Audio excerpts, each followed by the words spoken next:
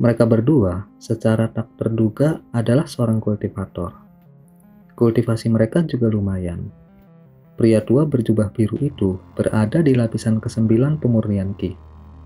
Sementara pemuda di sebelahnya berada di lapisan ke-5, setara dengan Immortal Wu. Tapi yang membuat Hanli sedikit terkejut, mereka mampu hampir sepenuhnya menahan ki spiritual mereka. Entah teknik apa yang mereka gunakan. Jika bukan karena basis kultivasi Hanli yang sangat unggul, dia benar-benar gak akan dengan mudah mengetahui bahwa mereka adalah seorang kultivator. Adapun Immortal Wu sama sekali nggak tahu kalau mereka berdua adalah seorang kultivator. Teknik yang mampu menyembunyikan ki spiritual seseorang dari kultivator di tingkat yang sama membuat Hanli sangat tertarik. Dengan pemikiran itu, Hanli pun memperhatikan keduanya. Dan hasilnya, dia menemukan sesuatu yang aneh. Pemuda cantik itu ternyata adalah seorang wanita yang menyamar menjadi pria. Hal itu membuat Hanli sedikit tertegun. Pemuda itu secara nggak sengaja melihat Hanli yang sedang menatapnya dengan tatapan kosong. Wajah pemuda cantik itu pun memerah, dan dia balas menatap Hanli dengan tatapan tajam. Gerakan wanita muda yang menyamar itu pun menarik perhatian pria tua di sisinya. Dia mengerutkan alisnya dan melirik Hanli tanpa ekspresi. Ketika Hanli melihat itu, dia tersenyum ke arah pria tua itu, membuat orang tua berjubah biru merasa sangat terkejut. Awalnya dia mengira ada tuan muda suatu klan yang telah mengetahui penyamaran cucunya dan menatapnya dengan cabul. Tapi tanpa dia duga, pemuda yang menatap cucunya dengan tatapan tak kenal takut itu ternyata hanyalah seorang pemuda yang benar-benar biasa. Hal itu membuatnya sedikit marah, dan setelah bergumam, dia dengan lembut menutup matanya. Gerakan itu membuat Hanli sedikit terkejut. Dia bisa menebak apa yang akan dilakukan pria tua itu. Pria tua itu membuka matanya dan menatap Hanli dengan tatapan bersinar ungu. Dia menggunakan teknik sihir untuk membuat Hanli mempermalukan dirinya sendiri di tempat umum. Ketika Hanli melihat itu, dia menganggapnya agak lucu. Seorang pria tua di lapisan ke-9 pemurnian Ki mau menggunakan teknik sihir kepada kultivator pembangunan fondasi tahap menengah seperti dirinya. Apakah dia cari mati? Dengan hanya menggunakan sedikit kekuatan sihir, dia bisa dengan mudah membalikkan teknik sihir itu kepada pemiliknya. Tapi karena Hanli tertarik untuk mendapatkan teknik penahan ki mereka, dia nggak mau mereka membencinya.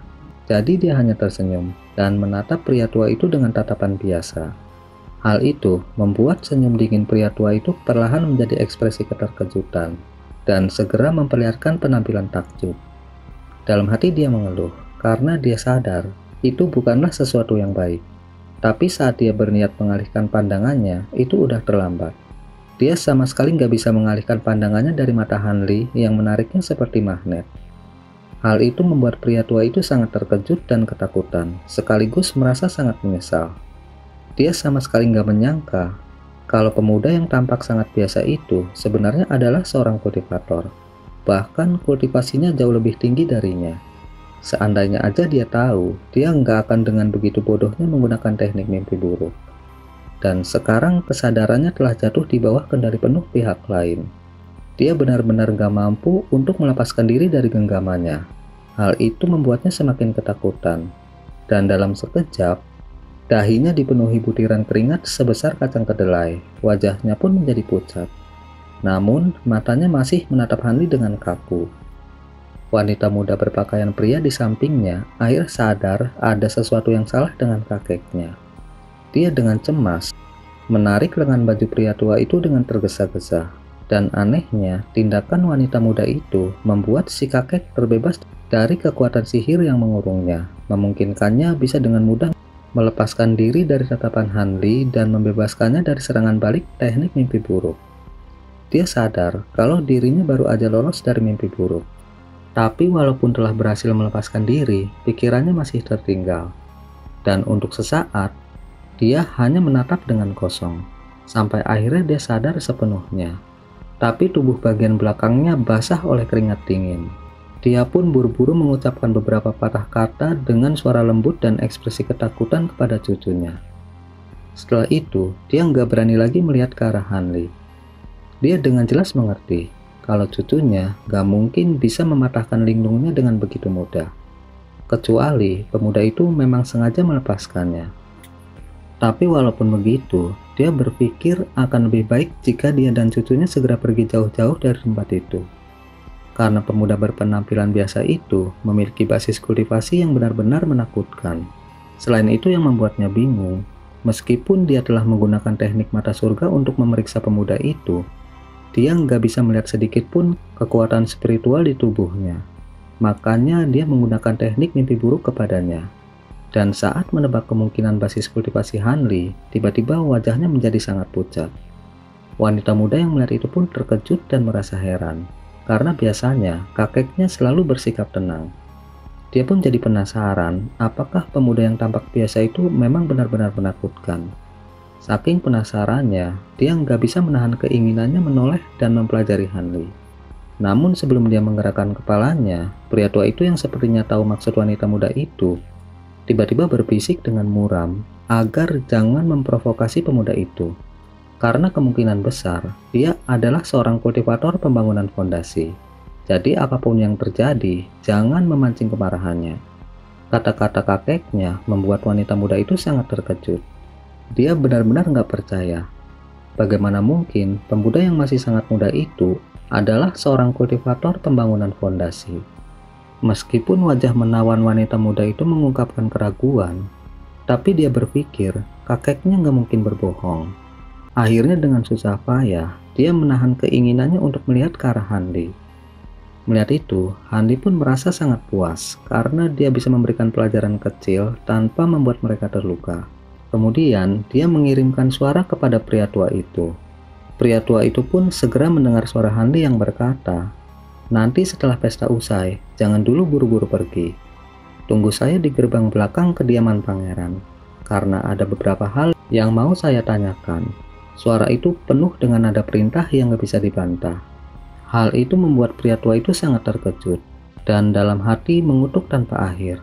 Berbagai pikiran buruk pun melintas di pikirannya.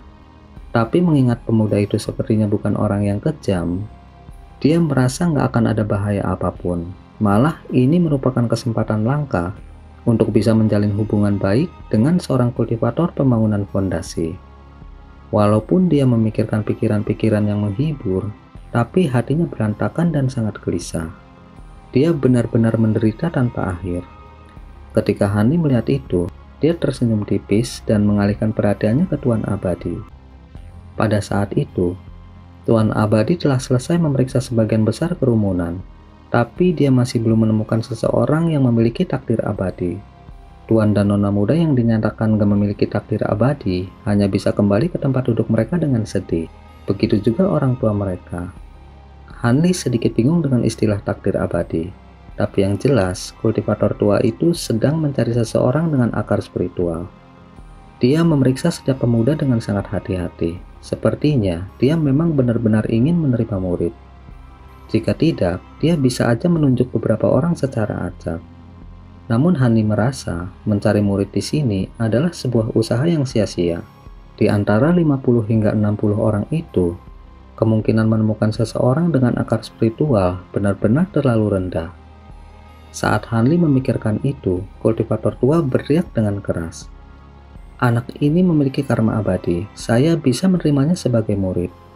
Ketika Hanli mendengar itu, dia melihat seorang pemuda gendut berdiri di depan Tuan Abadi dengan ekspresi kosong. Dia sepertinya bingung harus berbuat apa. Seorang pria paruh baya berperut buncit yang mengenakan jubah sutra ungu berdiri di samping anaknya dengan ekspresi nggak percaya. Karena selama ini putranya nggak mempunyai bakat apapun atau mencapai apapun. Kelebihan satu-satunya hanyalah kemampuan makannya yang sangat luar biasa. Dan sekarang secara tak terduga, dia dinyatakan memiliki takdir abadi. Baginya, hal itu terasa seperti mimpi. Dengan gembira, dia pun mengucapkan terima kasih kepada Tuan Abadi. Walaupun dia bukan orang yang kaya raya, tapi dia akan memberikan persembahan besar kepada Tuan Abadi. Hal itu mengejutkan semua orang. Mereka seakan nggak percaya. Tong gendut yang selama ini mereka anggap nggak berguna, ternyata memiliki akar spiritual. Tapi ekspresi Hanli biasa aja, karena dia jelas tahu Orang yang memiliki akar spiritual nggak ada hubungannya dengan penampilan fisik ataupun kemampuan otak.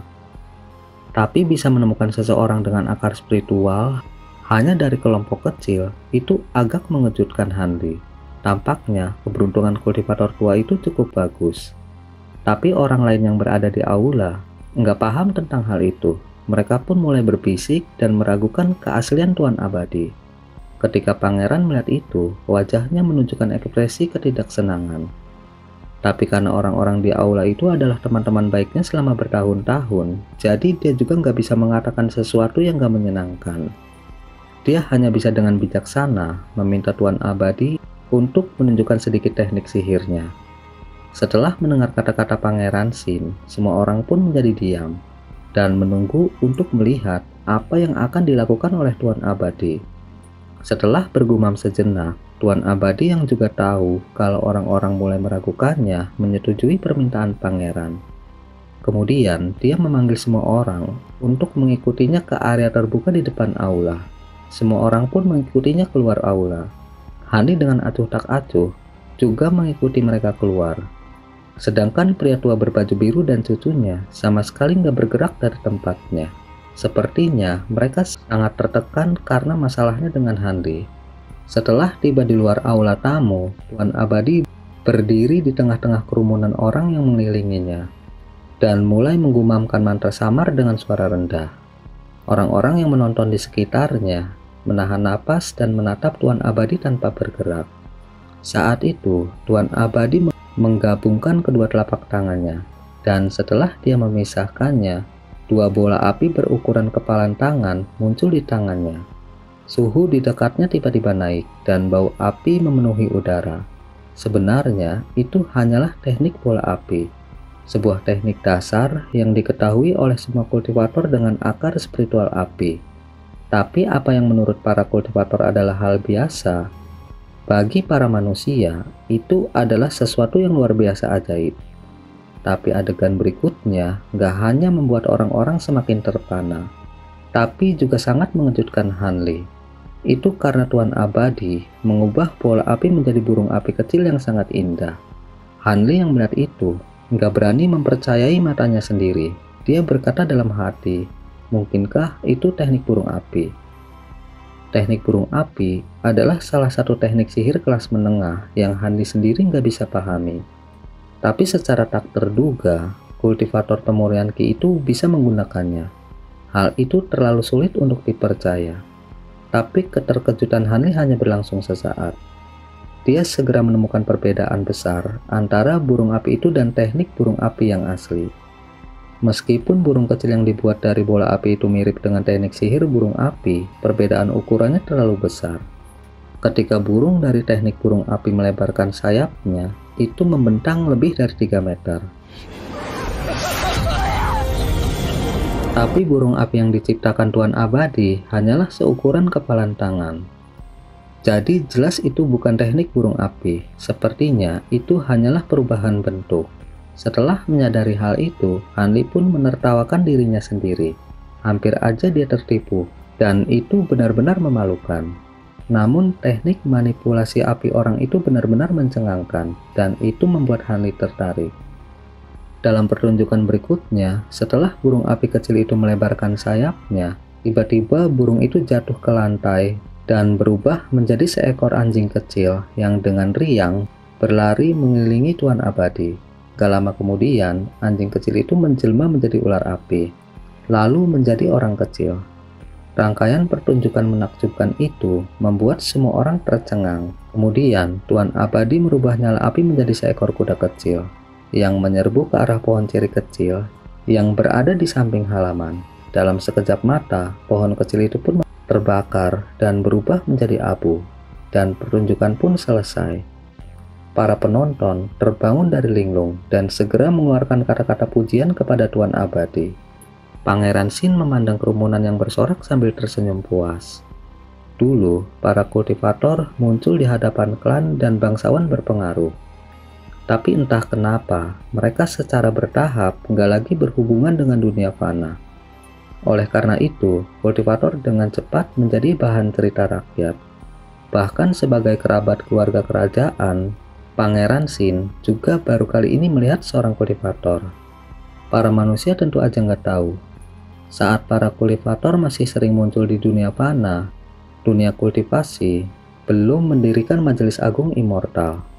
Selama masa itu, para kultivator gelandangan atau tanpa klan, serta mereka yang kultivasinya nggak ada harapan untuk naik ke tahap pembangunan fondasi, memutuskan untuk menjalani hidup di dunia fana dalam kekayaan dan kemegahan.